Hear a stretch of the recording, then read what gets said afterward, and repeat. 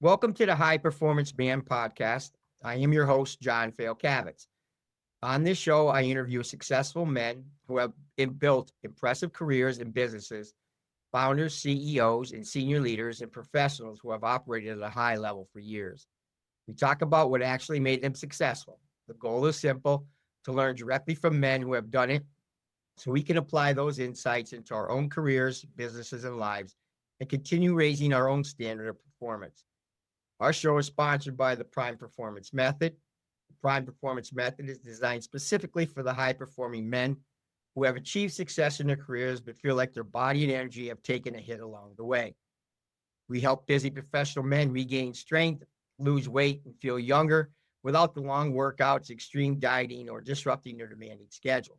So if you're a high-performing man who wants to feel as strong and energized as you are successful, message me, John Fayocavitz, on LinkedIn. On today's show, we have Aaron Mikulsky, who is the founder and CEO of Love to Lead Consulting Services, where he specializes in executive coaching. Welcome, Aaron, and thank you for coming on our show. Thank you, John. I'm thrilled to be here. Great. Okay, my first question, Aaron, is what's the most important lesson you've learned so far that's helped you become successful in your business? I would say, John, one of the most vital lessons is really the shift from command and control leadership to more of a trust and inspire model.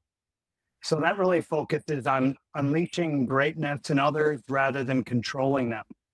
And in the coaching arena specifically, there's really a key distinction between being nice, which is telling people what they want to hear, and being kind, which is delivering the truth and what they need to hear with tact and diplomacy. And I also would say that a leader's capacity to lead is really directly tied to their capacity to grow. So it's that beginner's mindset, that growth mindset. And if their heart is not right, their technical skills will not earn them followers. And I want to emphasize the word earn in that. And then finally, I would just say that really effective leaders must also have the courage to confront what I call the undiscussables or the elephant in the room, really to foster the culture of learning and to course correct. Oh, man, that's awesome, Aaron. Awesome. The growth mindset, that's where a lot of people, I think they don't have enough of that growth mindset where they get to a certain point and they say, okay, and I think education or educating themselves more and more each day and each year is instead of saying, I know everything, this is where I know that's it. Do you agree with that? Well, I very much agree with that. And I read a book a long time ago, and the author said, you got to take the know-it-all mindset and transform that into a learn-it-all mindset. And since I read that book, several years later, Satya Nadella of Microsoft basically took that same verbiage and that instilled that within really the DNA of Microsoft. Wow, that's awesome. So how long have you had your business? So I've been doing this full time for 5 years and enjoy every minute of it. It's really about what can I do to make other people better. I find joy in adding value to the world and really serving others. And I learned a lot in my 26 years in corporate America, and learn more what not to do. From leaders and the executives, than really how to lead effectively. But fortunately, I've had also some exceptional mentors and coaches along my journey. And I thought, you know what, this is really what I love doing in the corporate world. Why not just do this full time? Okay. That was going to be my next question when did you have that aha moment that I'm going 26 years? Was it, I had enough of the 26 years of that and I want to do something different? Or was it, I could do something more to help more people? So during COVID, I wrote my first book on leadership. I have 2 books now, but Awesome. the first one was called Love to Lead. And I really published it and wrote it out of a labor of love. And that's what I created my company based on that foundation. And essentially, my one word definition of love has changed over the years. It started out being like John Maxwell defines leadership being influence. And although I believe influence is a huge part of leadership, I changed that definition of leadership to be love. And I truly believe that the most effective leaders truly care and nurture the people that they're entrusted to lead.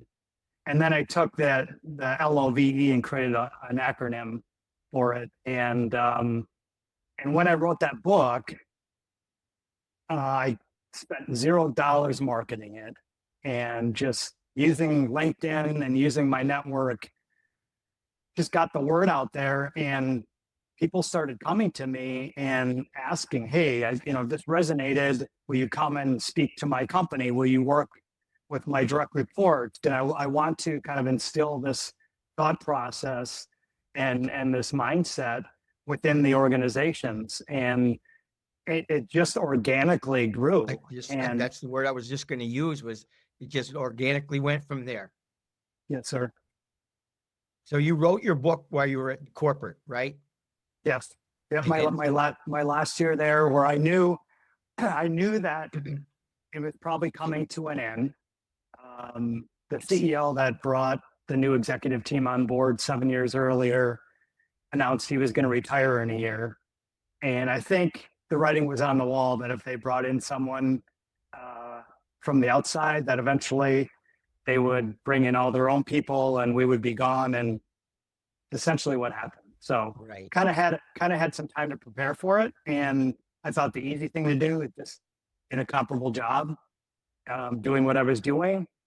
But I decided based on the receptiveness after I wrote this silly book that, hey, now's the time. I might as well try something new. And it's been a blessing. Yeah, that's awesome. That's awesome. You can go from there to there real quickly. Okay. My next question. What do you think hinders a lot of men today from reaching their full potential? It's a great question. I work with my clients every week on this very topic. I was going to say. Yeah, I think potential is often hidden or hindered by internal barriers, such as perfectionism is a big one. I'm a recovering perfectionist. I will admit that. Perfectionism is often described, I've heard, as the voice of the oppressor. It really blocks inventiveness and life force. I know in your practice, you probably talk a lot about life force or the energy, right? Mm-hmm. With the men you work with. Other significant obstacles, I think, are often self-doubt, imposter syndrome, the arrival fallacy, which is, how do I describe that? Really the false belief that reaching a certain goal will bring you lasting happiness, which certainly isn't true. And then I think professionally, potential can also be stalled by inertia, a failure of imagination, or by choosing incremental learning, which is really one that fits the mold, over transformative learning, which is really developing you as a person. Right. Wow. That's great insights, man. I love it. Okay. Next one. For most men on the road to business or professional success, other areas of their life may get sacrificed. Okay. What's been one of the areas of your life that has suffered, if there has been, or it could be not even one area, it could be numerous, whatever it is. But where would you like to be successful now too? If there is something that you're not, that you say, oh, well, I'd want to be there. I think the biggest one that comes to mind, I've been very honest with my family about this, is I was rising up the corporate ladder. Everything is an opportunity cost. And I think to be effective, you need to put in your time. And if you truly love your team and want your team to learn and grow, you got to be there for them. You got to be present. And that means long hours. And that also means time away from my wife and my daughter. And although I've tried to be at all of her different sporting events and school events and everything. But there were things over the years that honestly I neglected because I was working easily 60-hour weeks, and I would go in the office many Saturdays and always be doing stuff, late at night. But I was thinking about, I've been trying to go back and reread some of the classics. And I remember, I think it was when I was in high school, I was reading and learning about transcendentalism for the first time with, Emerson, Thoreau. And it was in Walden that Thoreau wrote, and I think it was, the price of anything is the amount of life you exchange for it. Wow. And that's really about what I said before, really the opportunity cost. And, Right. he also said too, that a man is rich in proportion to the number of things he can afford to let alone. And in our overly consumptive society today, right, where many times we're judging others based on the stuff they have, right? How many cars they have, how many homes they have, how many toys they have, that many times those are the people that are the most miserable. It's just more problems, different problems, that there's so much wisdom that you can glean from reading the classics. And I see that many high achievers really often sacrifice personal fulfillment for professional excellence. And they lose themselves in the process, unfortunately, because and it's probably Western culture more so than Eastern culture or other places in the world, that we put such a high price tag on that, or we promote it. We glamorize that, and I think we're kind of missing the boat. So this sacrifice can lead to being undone by obligation and becoming one of the lonely, most miserable, neurotic people, despite being maybe well renowned. So you think about, many times you find that we've exchanged our time, which is really our most valuable asset, if you think about it, for trophies, right? You're a lacrosse coach, you're a football coach. Everyone wants to win the trophy, but many times, who wants at the end of the day to sit in their trophy room alone? Exactly.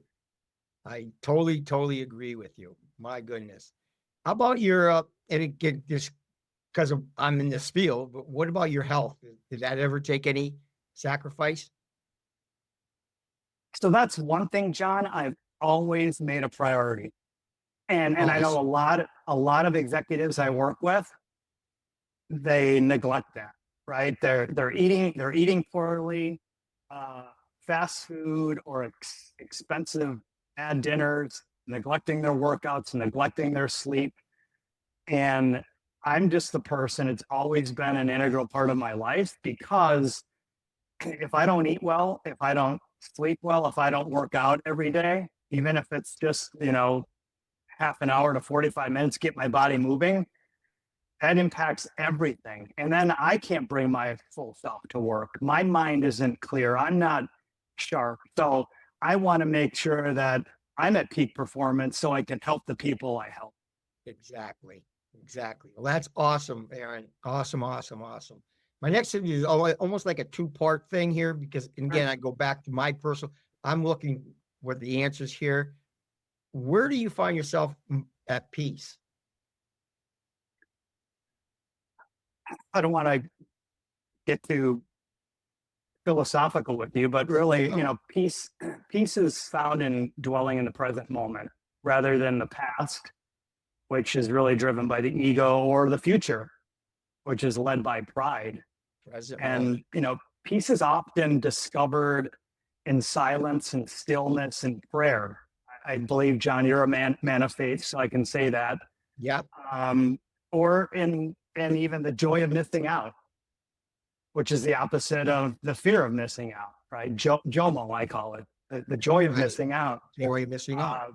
And it just allows us to be present in the here and now. And, ultimately, and I love this question because people rarely talk about this, but peace is really found at the center of God's will, Yeah. which is really characterized not by the absence of pain, but by the presence of a higher power. Many times people say, well, if you have pain or if you have suffering, that's a bad thing and you can't be at peace. I think there's critical lessons in all that. Because how can you find true happiness or even better joy or fulfillment if you've never experienced any suffering or any pain? And quite frankly, at some point in our lives, we're always going to experience those things. Absolutely. And how do you grow from that if you don't experience those things? Very Okay. true. So, and the other part that goes with it, do you have, Aaron, a routine, a morning routine or any kind of routine that keeps you in that peace? Or if you, I do every day. that's great. Can you share that with us? Sure. Without sharing too much information, oversharing, if you will. So I get up and I clean up, so I feel awake, and I go upstairs to our furnished attic, which has light shining in the bright windows, and I will spend the next probably 20 minutes, say meditating, sometimes praying, stretching, and just letting the bright light shine in my eyes to wake me up. And it just really grounds me. It sets my day. And then I'll come downstairs and I'll have my very boring vanilla healthy breakfast, have 2 cups of coffee as I start reading, getting caught up on the news, and then I do a little writing, do a little reading before I start my day. So I'm between 8 and 9 o'clock before I start working with any clients doing any real work. I've already accomplished quite a bit. Right. That's awesome. Because I'm getting a trend here, and it's mostly, and again, my podcast is high performing men. And when you see the people that are successful in business, I'd say 90% of the men have some sort of routine that it's a non-negotiable, because it's what I'm going to stick with. It's what I do. That it's me. Okay. And then they just, no distractions at that time, no, nothing. It's just to get my mindset and ready to go for the day. Yeah, I just think it's really important. You want to be agile, you want to be adaptive to life around you. But that being said, you also want to ingrain positive, healthy habits along each day, each week, to create that consistency. And I think that's a big word. And again, you being in the world you're in, I always use this term, consistency over intensity. Like if you could just get the reps in over time and just be extremely diligent, consistent with it, versus like so many weekend warriors out there, they do nothing all week and then they go out on the field or go to the gym. Yep. And that's the best way to hurt yourself, because they've been so inactive, and now it's just like so intense, and they want to make up for the 5 days, previous 5 days of neglect. Yep. And then they wonder why they pull something or hurt something or tear something. Totally agree. Especially in my field, consistency. I see that in my clients. I mean, they just, if they can build that consistency over time for years, rather than everybody wants that quick fix. Okay, I want to lose this in 3 months. Well, if you want to lose 100 pounds in 3 months, you can't. It's just one of those things. Consistency. Yeah. So, Aaron, what would be the one piece of advice you'd give to other men on their journey to achieving success? I have a lot of advice, but as a coach, I probably shouldn't give that much advice, because honestly, you see, well, everyone's situation in the context is so different. So if someone asks for my advice, I can give them advice, but just generally. So here's one that many times people don't talk about. It's ask for help. So Yep. there's a myth of the self-made individual, which doesn't exist. There's always people that help people, even if it's unbeknownst to people that have helped them, reach whatever they define success to be.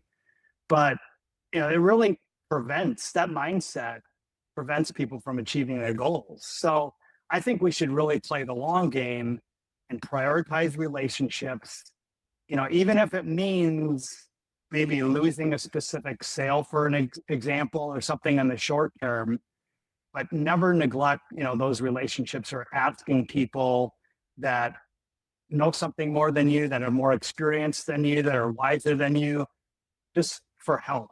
And I would say another powerful piece of advice is really just find a need and fill it.